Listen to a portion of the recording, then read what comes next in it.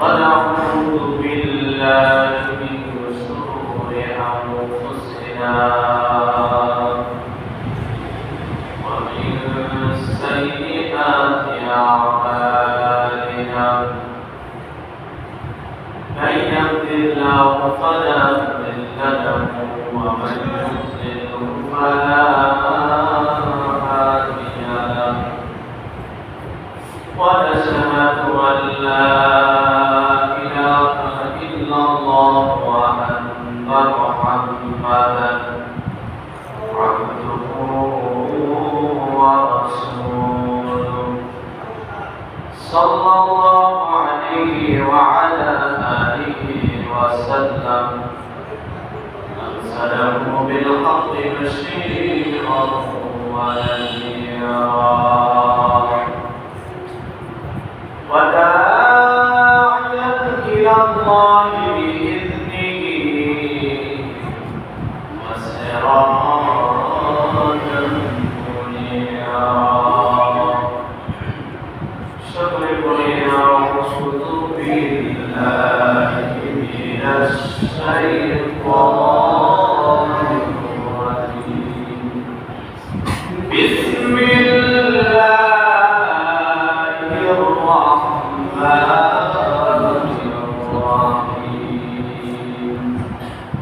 يوم يكشف عن ساق ويدعون إلى السجود فلا يستطيعون خاشعة أبصارهم ترهقهم ذلة وقد كانوا يدعون إلى السجود وهم سالمون صدق الله العلي العظيم وصدق رسوله النبي الحبيب الكريم إن الله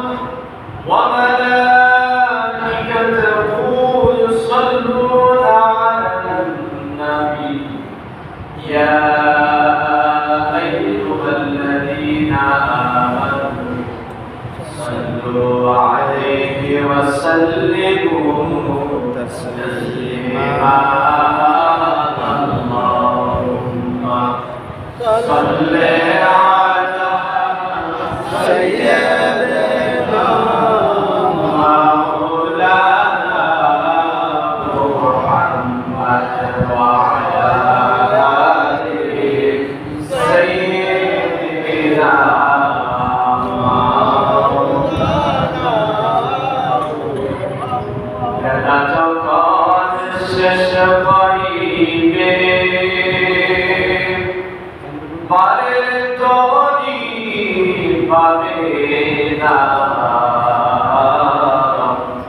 সময় থাকিতে মুর্শিদ ধরে পথ করে না সাধনা আল্লাহুম্মা সাল্লি আলা সাইয়্যিদিনা মাওলানা মুহাম্মদ ওয়া আলা আলি সাইয়্যিদিনা মাওলানা মুহাম্মদ পড়ি লা ইলাহা ইল্লাল্লাহ লা ইলাহা ইল্লাল্লাহ লা ইলাহা ইল্লাল্লাহ লা ইলাহা ইল্লাল্লাহ লা ইলাহা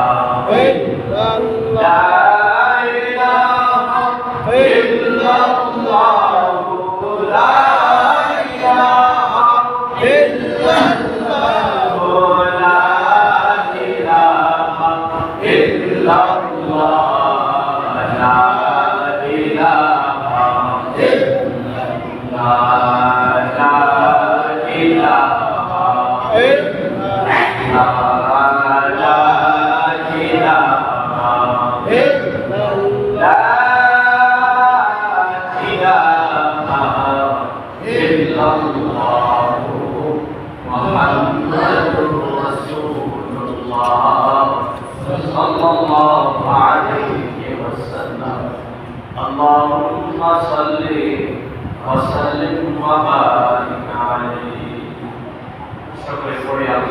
আলহামদুলিল্লাহ। মহান রব্বুল আলামিনের দরবারে সর্বপ্রথম কালিমাতুশ শুকর আদায় করি যে আল্লাহ সুবহানাহু ওয়া তাআলা আমাদেরকে দুনিয়ার সমস্ত কাজ থেকে ব্যস্ততা থেকে যাচাই বাছাই করে আজ পবিত্র শাওয়ালের দ্বিতীয় জুমায় আল্লাহর ঘর মসজিদে আমাদেরকে আসার বসার তৌফিক দান করেছেন। রব্বুল ইজ্জতের দরবারে শুকরিয়া আদায় করি আলহামদুলিল্লাহ। আলহামদুলিল্লাহ। আর শুকরিয়া আদায় করছি, লাখ কোটি দুরূদ আর সালাম প্রেরণ করছি ওই রাসূলের দরবারে যে রাসূলুল্লাহ সাল্লাল্লাহু আলাইহি ওয়াসাল্লাম দুনিয়ার জগতে উম্মতের জন্য কেঁদেছেন। এখন রমজান মুবারকে উম্মতের জন্য কাঁদেন এবং ময়দানে মাহশরে উম্মতের জন্য যিনি কাঁদিবেন ওই রাসূলের কদম মুবারকে লাখ কোটি দুরূদ আর সালাম প্রেরণ করছি। আল্লাহ পাক কবুল করুন, আমরা পড়ি আমিন। সম্মানিত হাজির, আল্লাহ তাআলা যে কালামে মাজিদের মধ্যে যে আয়াতে কারিমাটা তেলাওয়াত করেছেন, আমরা তেলাওয়াত করেছি। আল্লাহ তাআলা বলেছেন ইয়াউমা ইউশফা আনহু সাকিন ওয়া ইউদআউনা ইলা সুজুদি ফালা ইয়াসতাতিউন। আল্লাহ তাআলা বলেছেন কঠিন বিপদের দিন, কঠিন বিপদের দিনে। এটা কোন বিপদের দিন? এটা কি দুনিয়ার বিপদের দিন? না। দুনিয়ার বিপদের মধ্যে আশ্রয় পাওয়া যায়, সাহায্য পাওয়া যায়, সহযোগিতা পাওয়া যায়। বিপদ যত কঠিন হোক না কেন মানুষের পাশে মানুষ দাঁড়ায়, ঠিক না বলেন? ঠিক। কিন্তু ইয়াউমা ইউশফা আনহু সাকিন ওয়া ইউদআউনা ইলা সুজুদ। আল্লাহ তাআলা যে বিপদের দিনের কথা বলছেন সেটা দুনিয়ার কোনো বিপদের দিন না, ময়দানে মাহশরের দিনের কথা বলছেন। সুবহানাল্লাহ। সুবহানাল্লাহ। আল্লাহ সেই দিনের কথা কি বলতেছেন? ইউদআউনা ইলা সুজুদি ফালা ইয়াসতাতিউন। আল্লাহ কঠিন ময়দানে মাহশরে ওই দিবসে আমাদেরকে আদেশ করবেন ইলা সুজুদি, তোমরা আমাকে সিজদা করো। সুবহানাল্লাহ। সুবহানাল্লাহ। আল্লাহ কঠিন দিনে মানুষকে আমাদেরকে আদেশ করবেন তোমরা কি করো? আমাকে সিজদা করো। কিন্তু সেই দিন মুমিনগণ ব্যতীত অন্য কেউ আল্লাহকে সিজদা করার ক্ষমতা থাকবে না। আমি মনে করতেছি সিজদা দেওয়া একটা সহজ কাজ, সিজদা এমন কঠিন কি বিষয়? কিন্তু আল্লাহ বলতেছেন মুমিন ব্যতীত সেই দিন কোন কাফের আল্লাহকে সিজদা করতে পারবে না। সুবহানাল্লাহ। সুবহানাল্লাহ। তাহলে সিজদাটা সহজ না কঠিন? এই সিজদাটা বড় কঠিন। যে সিজদার কারণে মানুষ মুহূর্তের মধ্যে বেগুনাহ মাসুম হয়। সুবহানাল্লাহ। সুবহানাল্লাহ। আল্লাহ সেই কাজটাকে আদেশ করবেন কোন দিন? ময়দানে মাহশরে, যেদিন কঠিন দিন, যেই দিন যার বিপদে আমার বিপদে আপনি আসবেন না, আপনার বিপদে আমি আসবো না। দুনিয়াতে আপনি আমার বিপদে না আসলেও সমস্যা নাই, অন্য একজন আসবে। দুনিয়াতে কত মানব অধিকার সংস্থা আছে, তারা আসবে, কিন্তু কঠিন ময়দানে কোন মানব অধিকার থাকবে থাকবে থাকবে না। আল্লাহ সেই দিন সিজদা করার জন্য আদেশ করবেন, মুমিন ব্যতীত সেই দিন সিজদা করার ক্ষমতা থাকবে না। খাশিআতান আবসারুহুম তারহাকুহুম যিল্লাহ। দুনিয়াতে ফাঁকি দেওয়া সম্ভব, দুনিয়াতে ধোঁকা দেওয়া সম্ভব, নামাজ না পড়লেও বাহাদুরি দেখানো সম্ভব, ঠিক না বলেন? ঠিক। কিন্তু ময়দানে মাহশরে সমস্ত মানুষ যেদিন উপস্থিত থাকবে, মুমিন সিজদায় যাবে, আপনি সিজদায় যাইতে পারবেন না। প্যারালাইসিস রোগী দেখেন না, সারাদিন বিছানায় শুয়ে থাকে, তার মন চায় আমার মতো হাঁটতে, তার মন চায় কিন্তু উঠে বসে দাঁড়াতে, কিন্তু সম্ভব হয় না। কারণ কি? হাত আছে, পা আছে, এই হাতের কাজ করে না, পা পায়ের কাজ করে না, সেই দিন মুমিন সিজদায় যাবে, কাফের সিজদা দেওয়ার চেষ্টা করবে, সেই দিন তার চেষ্টা ওই প্যারালাইসিস রোগীর মতো হয়ে যাবে। সে চাইবে সিজদা দিতে, কিন্তু সিজদা দেওয়া তার দ্বারা সম্ভব হবে না। এখন যদি সমস্ত মানুষ সিজদা করতে থাকে, এখন যে সিজদা দেওয়ার জন্য যাচ্ছে কিন্তু সিজদা দিতে পারছে না, এটা তার জন্য লজ্জা না? অবশ্যই লজ্জা, কারণ সেই দিন তো মুমিন এবং কাফের পার্থক্য হবে কিনা বলেন? মুমিন পরম নিয়ামতের জান্নাতের দিকে ছুটবে, আর কাফেরদের ঠিকানা হবে কি? কঠিন আযাবের দিকে। তা আল্লাহ বলতেছেন খাশিআতান আবসারুহুম তারহাকুহুম যিল্লাহ, সেই দিন তাদের চক্ষু লজ্জায় নিম্নগামী হবে এবং বিপদ তাদেরকে কঠিনভাবে আচ্ছন্ন করে দেবে। আল্লাহু আকবার। وقد كانوا يدعون إلى السجود وهم سالمون। কেননা দুনিয়ার বুকে মসজিদে আযান হয়েছে, দুনিয়ার বুকে মসজিদের মুয়াজ্জিন তাকে মসজিদের দিকে আহ্বান করেছে, হাইয়া আলাস সালাত, হাইয়া আলাল ফালাহ আহ্বান করেছে, কিন্তু ওই ব্যক্তি যেই দিন কিয়ামতের দিবসে আল্লাহর দীর্ঘতম সিজদা দিতে পারবে না, আল্লাহ সুবহানাহু ওয়া তাআলা বলেছেন দুনিয়া থাকিয়া সিজদা করার জন্য তাদেরকে ডাকা হয়েছে, কিন্তু তারা সুস্থ ছিল, সুস্থ থাকার পরেও তারা মসজিদে আসে নাই, আমার দীর্ঘতম সিজদা দেয় নাই। এই জন্য কিয়ামতের ময়দানে তারা নিজেরা লজ্জিত হবে, লাঞ্ছিত হবে, অপমানিত হবে এবং তাদেরকে কঠিন কিয়ামতের আযাব তাদেরকে কষ্ট করতে হবে। তাহলে মুমিনেরা দুনিয়ার বুকে আল্লাহর কদমে সিজদা দেওয়ার দরকার আছে না? আছে কি না বলেন? কেমন কঠিন ময়দান মাহশার হবে আপনি মনে করতেছেন? আল্লাহ সেটাও কোরআনে বলেছেন। আপনি মনে করতেছেন যে দুনিয়াতে তো আমি মানুষকে ভালোই বুঝ দিতে পারি, সত্যকে মিথ্যা বানাতে পারি, মিথ্যাকে সত্য বানাতে পারি, যাকে যেমনি ইচ্ছা তাকে সেমনি বুঝ দিতে পারি, কিয়ামতের ময়দানেও আল্লাহকে বুঝ দিয়ে দেব। আল্লাহ এই জন্য বলছেন ওয়া কারু ওয়া কারাল্লাহ আল্লাহু খায়রুল মাকিরিন। বান্দা তুমি যে চালাকি করো তার চেয়ে উত্তম কৌশলী হচ্ছে আমি আল্লাহ। সুবহানাল্লাহ। প্রিয় হাজিরিন, এমন একটা ময়দানে মাহশার কঠিন হবে। কেন আমরা নবী করি? কেন আমাদের সকল কাজের উৎস ইয়া নবী সাল্লাল্লাহু আলাইহি ওয়াসাল্লামকে আমরা আমাদের নিজেদের জানের চাইতে ভালোবাসি? কেন ভালোবাসবেন না? কারণ হচ্ছে ময়দানে মাহশারে আল্লাহ হাবিব সাল্লাল্লাহু আলাইহি ওয়াসাল্লাম বলেন ইযা কানা ইয়াউমুল কিয়ামাহ ফাজান্নাস বা'দুহুম ফি বা'দ। আল্লাহ হাবিব সাল্লাল্লাহু আলাইহি ওয়াসাল্লাম বলেন কিয়ামতের দিবসে সমস্ত মানুষ লোকেদের ভিড়ের মধ্যে ঘুমটি হারা পড়বে।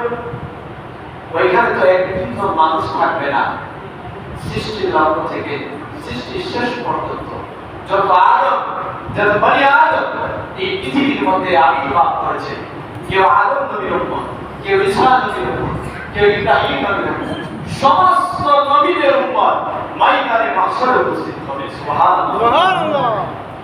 কঠিন দিন, কেমন কঠিন দিন! দুনিয়ার সূর্যের তাপে আশ্রয়ের জন্য বৃক্ষের গাছের তলায় গিয়ে আশ্রয়, ঠিক না? এখন আধুনিক যুগ, এসির নিচে আশ্রয় নেই। এই যে বৈদ্যুতিক ফ্যান চলতেছে, একটু স্বস্তির জন্য সেই বৈদ্যুতিক ফ্যানের নিচে আশ্রয় নেই। কিয়ামতের ময়দানে কি এসি থাকবে? থাকবে না। সব কিছু ধ্বংস হয়ে যাবে সূর্যের তাপে। মানুষ এখন গরমে পায়ের জুতা ছেড়ে দিয়ে খালি পায়ে জমিনের উপরে হাঁটে, ঠিক না বলে? কারণ গরম এত বেশি তীব্র আঘাত করেছে যে জুতা পর্যন্ত পায়ে রাখা সম্ভব হয় না। এই জন্য স্বস্তির জন্য জুতা খুলেও জমিনে খালি পায়ে হাঁটে। কিন্তু কিয়ামতের ময়দানটা এমন ভয়াবহ অবস্থা অবস্থা হবে, উপর দিয়ে সূর্যের তাপ, নিচ দিয়ে এই জমিন থাকবে না, সূর্যের তাপে এই জমিনটা তামার চেয়ে আরো গরম হয়ে যাবে। আল্লাহু আকবার। সমস্ত মানুষ এই কঠিন বিপদের মধ্যে কুমড়ি হয়ে পড়বে। কুমড়ি খাওয়ার পর সমস্ত মানুষ সিদ্ধান্ত নেবে, কারণ দুনিয়ার বুকে আল্লাহ সুবহানাহু ওয়া তাআলা রহমানুর রহিম রিজিক দিচ্ছেন কিনা? আমি ফজর নামাজ পড়ি নাই, কিন্তু সকালবেলা আমার খাবার দিচ্ছে। আমি জোহরের নামাজ পড়ি নাই, আমার দুপুরবেলার খাবার দেবে। কিন্তু আল্লাহ পাক চাইলেও আমার খাবারটাকে বন্ধ করে দিতে পারতেন কি পারতেন না? আল্লাহর কাছে কঠিন ছিল, আল্লাহর কাছে কঠিন ছিল। আল্লাহ পাক দুনিয়ার বুকে রহমানুর রহিম। আল্লাহ আমাদের পাওয়া যায়, আমাদের অন্যায়, আমাদের সমস্ত কিছু তিনি রহমানুর রহিমের চাদর দিয়ে রাখেন। সুবহানাল্লাহ। কিন্তু ময়দানে মাহশরে রহমানুর রহিমের চাদর থাকবে না, তিনি রাগান্বিত হয়ে থাকবে। সুবহানাল্লাহ। সমস্ত মানুষ এই যুদ্ধের বীরের মধ্যে অতিষ্ঠ হয়ে সমস্ত মানুষ একটা সিদ্ধান্ত নেবে, চলো আমরা ফায়াতুনা আদম, আমরা সকলে আদম আলাইহিস সালাতু ওয়াস সালামের নিকটে যাই। সুবহানাল্লাহ। কেন আদমের নিকটে যাবেন? কারণ আল্লাহ তাআলা সমস্ত কিছু কোন সম্পদিয়া আল্লাহ মিস্ত্রি লাগে না, আল্লাহ কোনো কারিগর লাগে না। আল্লাহ ইচ্ছা পোষণ করলে কোন শব্দটা বলে সাথে সাথে সেই জিনিসটা হয়ে যায়। সুবহানাল্লাহ। আল্লাহ চারটা জিনিস কোন শব্দ দিয়ে সৃজন করেন নাই, এর মধ্যে একটা জিনিস হচ্ছে হযরত আদম আলাইহিস সালাতু ওয়াস সালাম। সুবহানাল্লাহ। আদমকে আল্লাহ তার কুদরতি হাত দিয়ে বড় মায়া করে আদমকে বানিয়েছেন। সমস্ত মানুষ সেদিন ফায়াকুলা আদম ফায়াকুলু নাশফা লানা ইলা রাব্বিক, সমস্ত মানুষ হযরত আদম আলাইহিস সালাতু ওয়াস সালামের কাছে যাবে। কেন যাবে? কারণ তিনি আমাদের আদি পিতা, তিনি আমাদের মূল বাবা আদম আলাইহিস সালাম, যিনাকে আল্লাহ সফিউল্লাহ বলেছেন। সুবহানাল্লাহ। সে আদমের নিকটে আমরা সকলে যাব, গিয়ে বলবো, বাবা আদম, আপনার নিকটে আমরা উপস্থিত হয়েছি। ময়দানে মাহশরে কঠিন এই সময়ে আল্লাহ এই আযাব আমরা সহ্য করতে পারছি না, আপনি দয়া করে আমাদের জন্য আল্লাহর নিকটে একটু আরজি করেন, অর্থাৎ শাফাআত করেন। সুবহানাল্লাহ। হযরত বাবা আদম আলাইহিস সালাতু ওয়াস সালাম সেদিন আমাদেরকে জবাব দিবেন, ফায়াকুলু রাসূলুল্লাহ। সমস্ত মানুষ আদমের নিকটে যখন যাবে, হযরত আদম আলাইহিস সালাম বলবেন, ফায়াকুলু রাসূলুল্লাহ, আমি ইহা উপযুক্ত। সুবহানাল্লাহ। যে আল্লাহ সুবহানাহু ওয়া তাআলা এই সময় যে রাগান্বিত আছেন, এই সময় তার সামনে কথা বলার উপযুক্ত আমি আদম আলাইহিস সালাম। সুবহানাল্লাহ। এই ময়দানটা সহজ না কঠিন?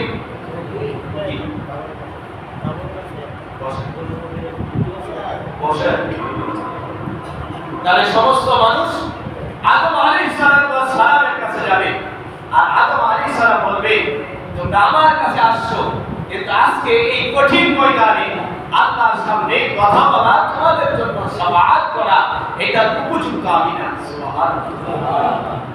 আদম আলাইহিস সালাম আমাদেরকে নৈরাশ করবেন না।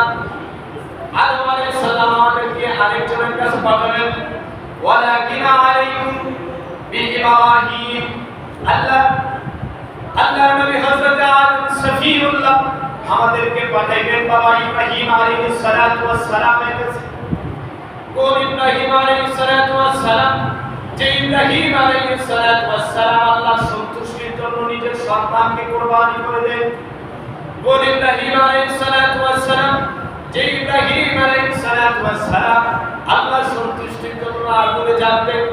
আল্লাহ তাআলা সেটা কোরআনে বলেছেন, কুল্লা ইয়া নারকুনি বারদান ওয়া সালামান আলা ইব্রাহিম। আমার ইব্রাহিম আলাইহিস সালামের জন্য আগুন, এই আগুন তুমি এমন শীতলতা অবলম্বন করো যেন আমার ইব্রাহিমের নাম অসম্পূর্ণ করে না। সুবহানাল্লাহ।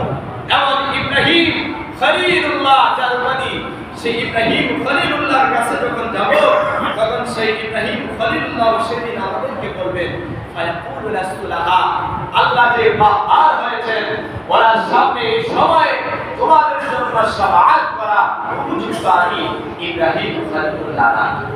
সুবহানাল্লাহ। ইব্রাহিম খলিলুল্লাহ আমাদেরকে নয়রাশ না করে আরেকজন পয়গম্বরের কাছে পাঠাবেন, যিনি বলেছেন ওয়ালাকিন আলাইকুম বিমূসা, যে মূসা আমার আল্লাহর সাথে সরাসরি কথা বলতেন। সুবহানাল্লাহ। ফাইন্নাহু কালিমুল্লাহ জালবাদি, যিনি আল্লাহর সাথে সামান্য বিষয় নিয়ে সর্বক্ষণ যিনি আল্লাহর সাথে কথা বলতেন, সেই মূসা কালিমুল্লাহ সেই দিন আমাদেরকে বলবেন ফায়াকুলু লাসুলাহা, আজকের এই সময়ে কঠিন ময়দানের সময় আমি তোমাদের জন্য আল্লাহর নিকট শাফাআত করা সেই উপযুক্ত আমি মূসা কালিমুল্লাহ না। আমরা ঈসা রূহুল্লাহর কাছে যাব। ঈসা রূহুল্লাহ সেদিন ভাবে আমাদেরকে সেই দিন বলবে এটার উপযুক্ত আমি না। তখন সেই ঈসা রূহুল্লাহ আমাদেরকে পাঠাবেন আলাইকুম বি মুহাম্মদ সাল্লাল্লাহু আলাইহি ওয়াসাল্লাম। সুবহানাল্লাহ। আমার নবী কি বলতেন ফায়াকুলু রাসূলুল্লাহ, আমার নবীর দরবারে যখন সেদিন আমরা যাব, আমার নবী বলবেন ফায়াতুনি ফাআকুলু আনা লাহা, যিনি বলুন না সুবহানাল্লাহ। নবীজি সেদিন রাসূলুল্লাহ বলবেন, নবীজি বলবেন আনা লাহা, উম্মাহ তখন তোমরা কোথায় ছিলা, আমি তো তোমাদের জন্য অপেক্ষা ছিলাম। সুবহানাল্লাহ। আর এই শাফাআতের জন্য আমি নবী তোমাদের জন্য অপেক্ষা করছি। সুবহানাল্লাহ।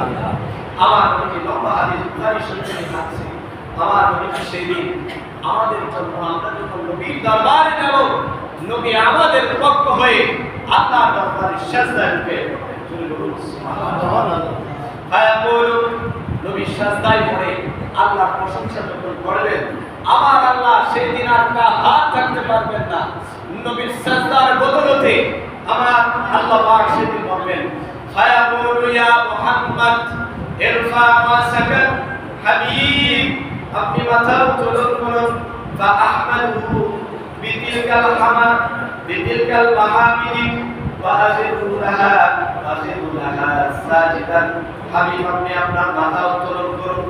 ওয়া কুল তুসফা ওয়া কুল তুসমা ওয়াজাল তুতা ওয়াশফা তুশফা ফাআকুলু ইয়া রাব্বি, আল্লাহর হাবিব সাল্লাল্লাহু আলাইহি ওয়াসাল্লামকে বলবেন হাবিব আপনি মাথা উত্তোলন করুন এবং আপনি সুপারিশ করুন, আপনার সুপারিশ আপনি করুন। সুবহানাল্লাহ। আল্লাহর হাবিব সাল্লাল্লাহু আলাইহি ওয়াসাল্লাম সেদিন আল্লাহ শাফাআতুল কুবরা রাসূলুল্লাহ হাতের মধ্যে যখন তুলে দিবেন, তখন সেই দিন রাসূলুল্লাহ নিজের পরিবারের কথা বলবেন না, নিজের আত্মীয় স্বজনের কথা বলবেন না, নিজের বংশের কথা বলবেন না।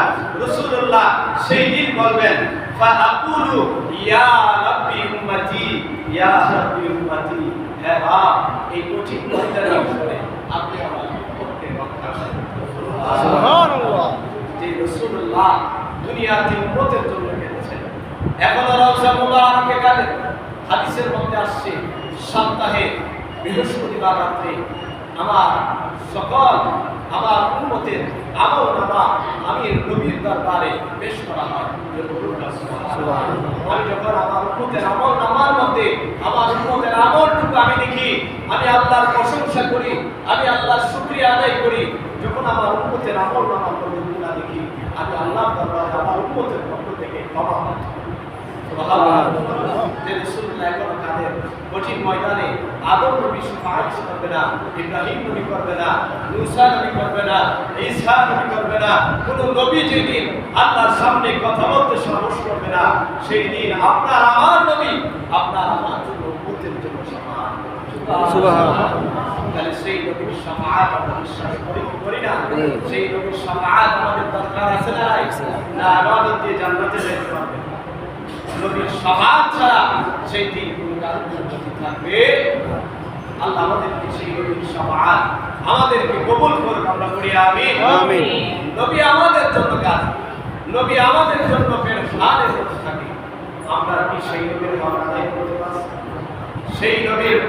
সেই নবী যে আমাদের জন্য এই দ্বীন আল ইসলাম দিয়েছেন, যেই নবী আমাদের জন্য মুক্তির পথ দিয়েছেন, দিশারি দিয়েছেন, সেই যদি হককে আমরা আদায় করতে পারছি পারি না। এখনো আমাদের মধ্যে রাসূলুল্লাহ আদর্শ বাস্তবায়ন হয় না। রাসূলুল্লাহ বলেছেন তামাসসাকা বিসুন্নতি আইদা ফাসাদ উম্মতি, উম্মত যখন ফিতনা ফাসাদ শুরু হয়ে যাবে তখন কেউ যদি আমার একটা সুন্নতকে আঁকড়ে ধরে একটা সুন্নতের দিকে চিন্তা করে, রাসূলুল্লাহ বলেছেন 100 শহীদের সাথ আল্লাহ পাক তার আমল নামা দিতে দেন। সুবহানাল্লাহ। তাহলে এটা কি ফিতনা ফাসাদের জামানা? এখন কি ফিতনা? ইমানের প্রতি ফিতনা, আমলের প্রতি ফিতনা, আকীদার প্রতি ফিতনা, সমস্ত বিষয়ে ফিতনা। তো সেই বিষয়ে আমরা এখন রাসূলুল্লাহ সুন্নাত থেকে দূরে আছি। বলে কুনতুম তুহিব্বুনাল্লাহ ফাত্তাবিউনি ইউহিব্বুকুমুল্লাহ। রাসূলের ইতাআত কি? যে রাসূলের ইতাআত করলে আল্লাহ বলেন সেটা রাসূলের ইতাআত থাকে না, সেটা আমি আল্লাহর ইতাআত হয়ে যায়। সুবহানাল্লাহ। এখন রাসূলের ইতাআত কি? রাসূলের ইতাআত হচ্ছে রাসূলের সুন্নতের আমল, রাসূলের সুন্নতের ইত্তেবা অনুসরণ বেশি বেশি করে করা। সুবহানাল্লাহ। সেই রাসূলের সুন্নতের ইত্তেবা করা, সেই সুন্নতের পয়গম্বর হওয়া ইচ্ছা আমাদের আছে না? আছে কি না বলেন? দরকার আছে নি? এখন আমরা অনেকে আছি যে ওযুটা কিভাবে করতে হয় সেটা জানি না, নামাজের সিজদাটা কিভাবে নিতে হয় সঠিকভাবে জানি না, মসজিদে কিভাবে আসতে হয়, মসজিদে কোন কাজ করা যাবে কোন কাজ করা যাবে না, আমার জীবনটা কিভাবে পরিচালনা করলে রাসূলের ইতাআতের উপর গ্রহণযোগ্য হবে, আমার জীবনটা কিভাবে পরিচালনা করলে রাসূলের আদর্শের উপর হবে সেটাও আমার অনেকে জানি অনেকে জানি না। এই দ্বিধাদ্বন্দ্বের মধ্যে আমরা আছি। সকলে বলি আলহামদুলিল্লাহ। আমরা দাওয়াতি ইসলামের সাথে সম্পৃক্ত আছি, পরিচিত অনেকে আছে। আছে কিনা বলেন? এই যে টেলিভিশনে দাওয়াতি ইসলাম আমার চ্যানেল দেখি না, যেটার মধ্যে রাসূলুল্লাহ আদর্শ শেখানো হয়, রাসূলুল্লাহ শান ও আজমতের আলোচনা করা হয়। আমরা আমাদের আহলে সুন্নাত ওয়াল জামাতের আকীদা ভিত্তিক সেই দাওয়াত ইসলামের খেদমতের উপর বিশাল আঞ্জাম দিয়ে যাচ্ছেন। ওনাদের পক্ষ থেকে মাদার যে একটা কাফেলা আছে, ওই কাফেলা থেকে আমাদের মধ্যে কিছু সদস্য ভাইরা আমাদের এই মসজিদের মধ্যে উপস্থিত হয়েছে। আমরা বলি আলহামদুলিল্লাহ। এখন ওনারা আসছেন ইসলামের বিষয়ে, নামাজের বিষয়ে, এই আমাদের দৈনিক জীবনের বিষয়ে আলোচনা করার জন্য। এখন আমাদের মসজিদে থাকার দরকার আছে না নাই? আছে না নাই? আমরা মসজিদে অবশ্যই নামাজে আসব।